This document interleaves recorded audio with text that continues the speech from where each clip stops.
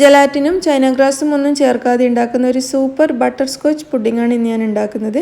അപ്പോൾ എങ്ങനെയാണ് ഈസിയും ടേസ്റ്റിയുമായിട്ടുള്ള ഈ പുഡിംഗ് റെഡിയാക്കുന്നതെന്ന് നോക്കാം. ആദ്യം തന്നെ ബട്ടർ സ്കോച്ച് സോസ് ഉണ്ടാക്കാം. അതിനുവേണ്ടി 1/2 കപ്പ് പഞ്ചസാര ഒരു സോസ് പാനിലേക്ക് ഇട്ട് കൊടുക്കുകയാണ്. എന്നിട്ട് ഈ പഞ്ചസാര സോസ് പാനിൻ്റെ എല്ലാ ഭാഗത്തും ഇതുപോലെ ഒന്നാക്കി കൊടുക്കുക. ഇനി ഇതിലേക്ക് 3 ടേബിൾ സ്പൂൺ വെള്ളം ചേർക്കാം. ഇനി ഇത് ചെറിയ തീയിൽ വെച്ചിട്ട് നമുക്ക് നന്നായിട്ടൊന്ന് ഉരുക്കിയെടുക്കാം. ഇത് നന്നായിട്ട് മെൽറ്റായി ഇതിൻ്റെ കളറൊക്കെ ചേഞ്ചായി നല്ലൊരു ഗോൾഡൻ കളറായിട്ട് വരണം. അത്ര വരെ നമുക്കിതിങ്ങനെ അടുപ്പത്ത് വെച്ചിട്ട് ചൂടാക്കിയെടുക്കാം. ഇതിപ്പോൾ തിളച്ച് തുടങ്ങിയിട്ടുണ്ട്. ഇടയ്ക്കിടെ ഇതുപോലൊന്ന് ഇളക്കി കൊടുക്കാൻ ശ്രദ്ധിക്കുക. കളറൊക്കെ ചേഞ്ചായി വരുന്നുണ്ട്. ഇതിപ്പോൾ നല്ലൊരു ഗോൾഡൻ കളറായിട്ട് വരണം.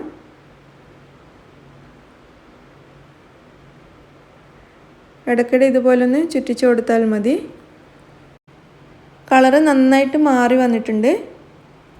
നല്ല ഡാർക്ക് ഗോൾഡൻ കളറായി മാറിയിട്ടുണ്ട്. ഇനി ഇതിൽ കൂടുതൽ വെക്കരുത്, അപ്പോൾ ഇതിനൊരു കയ്പ്പ് രുചി വരും. ഈ സമയത്ത് തീ ഓഫ് ചെയ്തിട്ട് നമുക്ക് ഈ പാത്രം അടുപ്പത്തുനിന്ന് മാറ്റാം.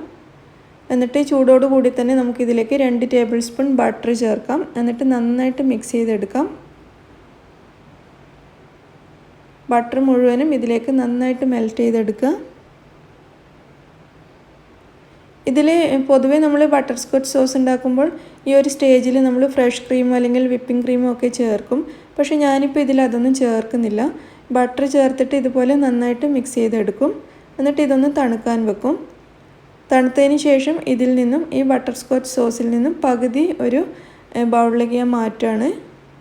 ഇത് നമുക്ക് ടോപ്പിങ്ങിന് വേണ്ടിയിട്ട് യൂസ് ചെയ്യാനുള്ളതാണ്. നേർ പകുതി തന്നെ ഞാൻ മാറ്റും. അപ്പോൾ നിങ്ങൾക്ക് ടോപ്പിംഗ് ഒന്നും ചെയ്യേണ്ട, പ്ലെയിൻ ആയിട്ടുള്ള പുഡിംഗ് മാത്രം മതി എന്നുണ്ടെങ്കിൽ നമ്മൾ ഇപ്പോൾ ഉണ്ടാക്കിയ സോസിൻ്റെ പകുതി മാത്രം ഉണ്ടാക്കിയാൽ മതി. അതായത് 1/4 കപ്പ് പഞ്ചസാരയ്ക്ക് ഈ സോസ് ഉണ്ടാക്കിയാൽ മതിയാവും നമ്മൾ ഇന്ന് ഉണ്ടാക്കുന്ന പുഡിങ്ങിന്. അപ്പോൾ ഞാൻ ഇതിൽ നിന്നും പകുതി തന്നെ ഒരു ബൗളിലേക്ക് മാറ്റിയിട്ടുണ്ട്. ഇത് നമുക്കിവിടെ മാറ്റി വെക്കാം. ലാസ്റ്റ് ടോപ്പിങ്ങിന് വേണ്ടിയിട്ട് യൂസ് ചെയ്യാം. അപ്പോൾ നമുക്കിനി പകുതി സോസ് വെച്ചിട്ട് പുഡിംഗ് ഉണ്ടാക്കാം.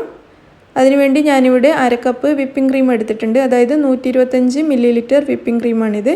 അപ്പോൾ മധുരമൊന്നുമില്ലാത്ത വിപ്പിംഗ് ക്രീം തന്നെ എടുക്കുക, കാരണം ബട്ടർ സ്കോച്ച് സോസിന് നല്ല മധുരമുള്ളതാണ്.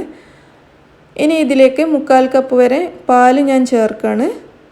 ഈ വിപ്പിംഗ് ക്രീമിലേക്ക് ചേർത്തിട്ടുണ്ട്. എന്നിട്ട് ഈ പാലും വിപ്പിംഗ് ക്രീമും കൂടി നന്നായിട്ട് ഇതുപോലെ ഒന്ന് മിക്സ് ചെയ്തെടുക്കാം. നന്നായിട്ട് മിക്സ് ചെയ്തതിന് ശേഷം ഇതിവിടെ മാറ്റി വെക്കാം. ഞാനിവിടെ ഒരു മുട്ടയുടെ മഞ്ഞ എടുത്തിട്ടുണ്ട്. ചെറിയ മുട്ടയുടെ ആണെങ്കിൽ 2 എണ്ണം എടുക്കുക. ഇതിപ്പോൾ വലിയ മുട്ട ആയതുകൊണ്ട് ഞാൻ 1 എണ്ണം മാത്രമേ എടുത്തിട്ടുള്ളൂ. ഈ മുട്ടയുടെ മഞ്ഞയിലേക്ക് 1 ടേബിൾ സ്പൂൺ കോൺഫ്ലോർ ചേർത്തിട്ട് നന്നായിട്ട് മിക്സ് ചെയ്തെടുക്കാം.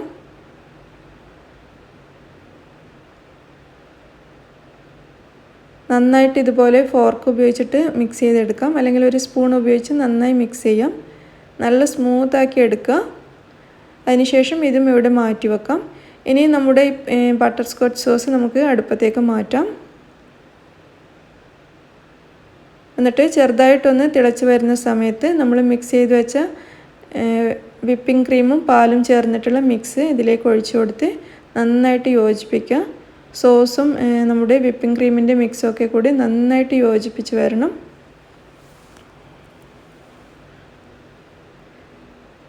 ഇത് രണ്ടും കൂടി മിക്സ് ആകുന്ന സമയത്ത് നല്ലൊരു കളറ് കിട്ടും, നല്ല ഭംഗിയുള്ളൊരു കളറ് കിട്ടും. ഇതുപോലെ നന്നായിട്ട് ഇളക്കി യോജിപ്പിക്കുക.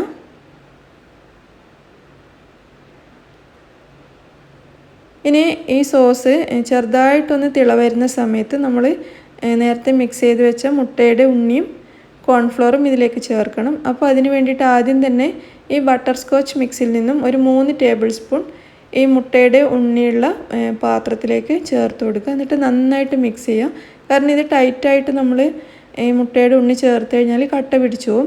അതുകൊണ്ട് ഇതുപോലെ നന്നായിട്ട് ലൂസാക്കി എടുത്തതിന് ശേഷം മാത്രം ഇത് ബട്ടർ സ്കോച്ച് പുഡിങ്ങിലേക്ക് ചേർത്ത് കൊടുക്കുക. എന്നിട്ട് ചേർത്ത ഉടനെ തന്നെ പെട്ടെന്ന് തന്നെ ഇതുപോലെ ഇളക്കിയെടുക്കുക. ഒട്ടും സമയം കളയരുത്, കാരണം മുട്ടയുടെ ഉണ്ണി പെട്ടെന്ന് കട്ട പിടിച്ചു പോവും. അതുപോലെ നമ്മളിതിൽ കോൺഫ്ലോറും കൂടിയാണ് ചേർത്തിട്ടുള്ളത്. രണ്ടും പെട്ടെന്ന് കട്ട പിടിക്കുന്ന സാധനങ്ങളാണ്. ഇട്ട ഉടനെ ഇതുപോലെ നന്നായിട്ട് ഇളക്കി സ്മൂത്താക്കി എടുക്കുക. ഇതിപ്പോൾ ഇവിടെ നല്ല കട്ടിയായി വരാൻ തുടങ്ങിയിട്ടുണ്ട്. ഈ ഒരു പാകത്തിൽ ഞാനിത് അടുപ്പത്തുനിന്ന് മാറ്റുകയാണ്. നിങ്ങൾക്ക് കുറച്ചുകൂടി കട്ടിയായിട്ട് ഇതുപോലെ സ്ലൈസ് ചെയ്തെടുക്കുന്ന പുഡിംഗ് വേണമെന്നുണ്ടെങ്കിൽ കുറച്ചുകൂടി സമയം വെച്ചിട്ട് ഒന്നുകൂടി തിക്കാക്കി എടുക്കുക. ഞാനിതിപ്പോൾ സ്പൂൺ കൊണ്ട് കോരി കഴിക്കാനുള്ള ഒരു പാകത്തിലുള്ള പുഡിങ്ങാണ് ഉണ്ടാക്കുന്നത്. അപ്പോൾ അതുകൊണ്ട് ഈ ഒരു പാകത്തിലാണ് ഞാൻ എടുക്കുന്നത്. നിങ്ങൾക്ക് മുറിച്ചെടുക്കണം എന്നുണ്ടെങ്കിൽ കുറച്ചുകൂടി സമയം വെച്ചിട്ട് കുറച്ചുകൂടി തിക്കാവുന്നത് വരെ വെയിറ്റ് ചെയ്താൽ മതി. അടുപ്പത്തുനിന്ന് മാറ്റിയതിന് ശേഷവും കട്ട പിടിക്കാതിരിക്കാൻ വേണ്ടി കുറേ സമയം ഇതുപോലെ ഒന്ന് ഇളക്കിയെടുക്കുക. കുറച്ചൊന്ന് തണുക്കുന്നത് വരെ ഇതൊന്ന് ഇളക്കി കൊടുക്കുക. അതിനുശേഷം ഏത് പാത്രത്തിലാണ് പുഡിംഗ് സെറ്റ് ചെയ്യുന്നത് അതിലേക്ക് ഇത് ഒഴിച്ചു കൊടുക്കാം.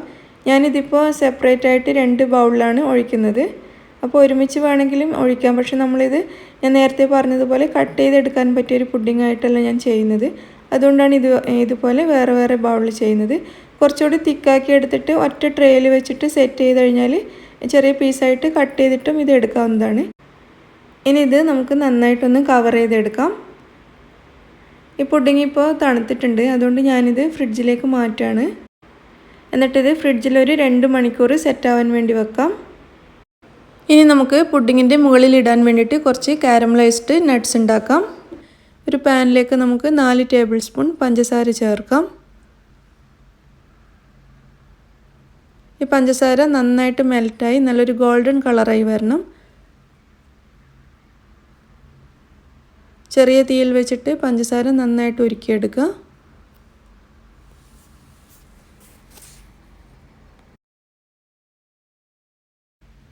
പഞ്ചസാര മെൽറ്റായി നല്ലൊരു ഗോൾഡൻ കളറായി മാറിയിട്ടുണ്ട്.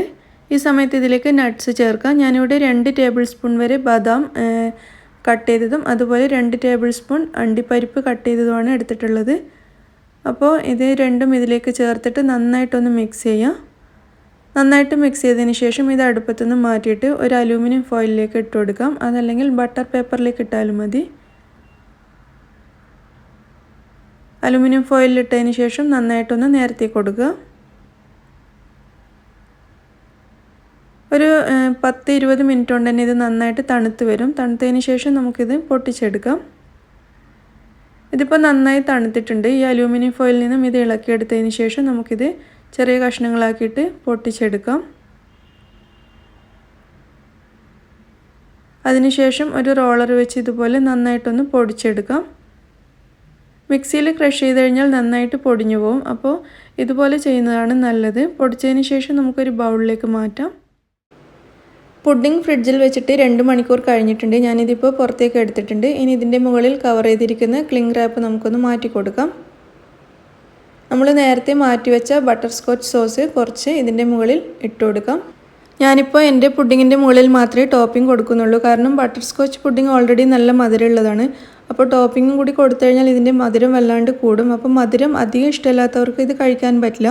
അപ്പോൾ നിങ്ങൾക്ക് ഈ ടോപ്പിംഗ് വേണ്ടാന്നുണ്ടെങ്കിൽ ഞാൻ നേരത്തെ പറഞ്ഞതുപോലെ പകുതി മാത്രം സോസ് ഉണ്ടാക്കിയാൽ മതി. 1/4 കപ്പ് പഞ്ചസാര ഉപയോഗിച്ചിട്ട് ബട്ടർസ്കോച്ച് സോസ് ഉണ്ടാക്കിയാൽ മതി. കൂടുതൽ ഉണ്ടാക്കണ്ട. നല്ല മധുരം വേണമെന്നുള്ളവർ മാത്രം ഉണ്ടാക്കുക. അപ്പോൾ നമുക്ക് ഇതിൻ്റെ മുകളിൽ ഇനി കാരമലൈസ്ഡ് നട്ട്സും കൂടി വെച്ച് കൊടുക്കാം. ഈ നട്ട്സ് ഇതിലെപ്പോഴും നല്ലതാണ്. അപ്പോൾ ഈ പ്ലെയിൻ ആയിട്ടുള്ള ബട്ടർസ്കോച്ച് പുഡിങ്ങിൻ്റെ കൂടെ നട്ട്സും കൂടി കൂട്ടി കഴിക്കാൻ നല്ല ടേസ്റ്റാണ്. അപ്പോൾ ഇതൊക്കെ നിങ്ങളുടെ ഇഷ്ടത്തിനനുസരിച്ച് ചെയ്താൽ മതി. അങ്ങനെ നമ്മുടെ വളരെ ടേസ്റ്റ് ആയിട്ടുള്ള ബട്ടർസ്കോച്ച് പുഡിംഗ് ഇവിടെ റെഡി ആയിട്ടുണ്ട്. നമുക്ക് പെരുന്നാളിനൊക്കെ ഉണ്ടാക്കാൻ പറ്റിയ നല്ല ടേസ്റ്റ് ആയിട്ടുള്ള പുഡിങ്ങാണ്. അപ്പോൾ ഞാൻ നേരത്തെ പറഞ്ഞതുപോലെ ഇതിങ്ങനെ സ്പൂണിലെടുത്ത് കഴിക്കാൻ പാകത്തിലാണ് ഞാൻ ഉണ്ടാക്കിയിട്ടുള്ളത്. നിങ്ങൾക്ക് കട്ട് ചെയ്തിട്ടുള്ള പുഡിങ്ങാണ് ഉണ്ടാക്കിയിട്ടുണ്ടെങ്കിൽ കുറച്ചുകൂടി തിക്കാക്കി എടുക്കുക. നമ്മൾ നേരത്തെ അടുപ്പത്ത് വെക്കുന്ന സമയത്ത് കുറച്ചുകൂടി നല്ല തിക്കാക്കി എടുത്തതിന് ശേഷം സെറ്റ് ചെയ്യുകയാണെങ്കിൽ നമുക്കിത് കട്ട് ചെയ്തിട്ടും കഴിക്കാം. അപ്പോൾ നിങ്ങളുടെ ഇഷ്ടത്തിനനുസരിച്ച് ചെയ്യുക. നിങ്ങൾക്കെല്ലാവർക്കും ഈ റെസിപ്പി ഇഷ്ടമായി എന്ന് വിചാരിക്കുന്നു. ഇഷ്ടമായിട്ടുണ്ടെങ്കിൽ നിങ്ങളുടെ അഭിപ്രായം അറിയിക്കുക. അതുപോലെ ലൈക്ക് ചെയ്യാനും ഷെയർ ചെയ്യാനും മറക്കരുത്.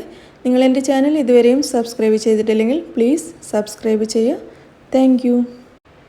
ഞാനും ഹസ്ബൻഡും കൂടി ഇന്നലെ വീണ്ടും നാട്ടിലേക്ക് വന്നിരിക്കുകയാണ്. അപ്പോൾ ഹസ്ബൻഡിന് 1 മാസത്തെ ലീവുണ്ട്. പിന്നെ ആദ്യം നമ്മൾ പെരുന്നാൾ മക്കളുടെ കൂടെ നാട്ടിൽ കൂടാമെന്ന് തീരുമാനിച്ചതാണ്. അപ്പോൾ ഇനി പെരുന്നാളിന് കുറച്ച് ദിവസമേ ഉള്ളൂ. അങ്ങനെ വീണ്ടും നമ്മൾ നാട്ടിലേക്ക് എത്തി. അപ്പോൾ നിങ്ങൾക്കെല്ലാവർക്കും സുഖമാണെന്ന് വിചാരിക്കുന്നു. ഞാൻ വീഡിയോസിനൊന്നും 2 ദിവസമായിട്ട് റിപ്ലൈ തരാത്തത് ഈ നാട്ടിലേക്ക് വരുന്നതിൻ്റെ തിരക്കും മറ്റുമായിട്ടാണ്. അപ്പോൾ ഇനി എല്ലാവർക്കും റിപ്ലൈ തരും. സോറി. അബുദാബിയിൽ നിന്ന് എടുത്ത് വെച്ച കുറച്ച് വീഡിയോസൊക്കെ എൻ്റെ കയ്യിലുണ്ട്. അപ്പോൾ അതൊക്കെ ഓരോന്നോരോന്നായിട്ട് ഇട്ടതിന് ശേഷം നാട്ടിൽ നിന്ന് എടുക്കുന്ന വീഡിയോസ് ഇടാം. അപ്പോൾ നിങ്ങളെല്ലാവരും വീഡിയോസ് കാണണം. നിങ്ങളുടെ സപ്പോർട്ട് എന്നും ഉണ്ടാവണം. എപ്പോഴും ഉണ്ടാവാറുണ്ട് എനിക്കറിയാം. ഇനി അങ്ങോട്ടും നിങ്ങളുടെ സപ്പോർട്ട് ഉണ്ടാവണം. എല്ലാവർക്കും റമദാൻ മുബാറക്. Thank you.